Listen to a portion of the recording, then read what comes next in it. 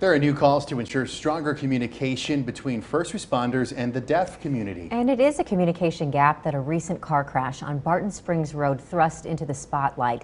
9 deaf survivors of a crash at a food truck say it was really difficult to communicate with authorities who were there on the scene. KXAN's Brianna Hollis spoke with the woman who's hoping to pass a resolution to bridge this gap.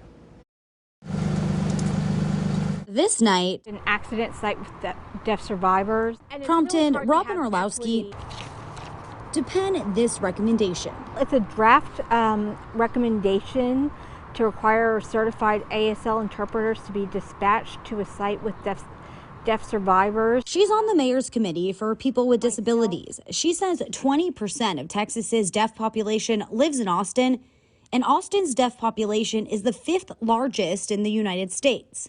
And she, like many advocates and several members of Austin's deaf community, want to push for more resources after what witnesses say happened on a busy Friday night in April. 2 cars collided in an intersection, sending 1 car through a group of pedestrians outside the Hollow Mode food truck. Most of the people injured were deaf and in town for a deaf convention.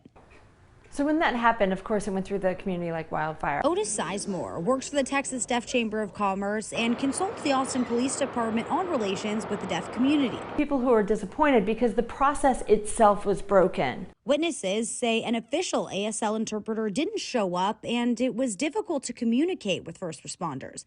Police say an officer who knows how to sign was there to speak with survivors. What we'll do is we'll call first for an officer that's sign language certified. And if they're not available, if it's a call where we have a serious incident, then we will call for city services for a sign interpreter. Officer Israel Garcia with APD couldn't comment directly on what happened the night of the crash, but says when an interpreter can't get to the scene, first responders rely on written communication on phones or tablets. If we do have somebody that signs available, we'll call out for one, but 9 times out of 10, we don't have availability of that. So we do mainly rely on notepad communication and then text communication.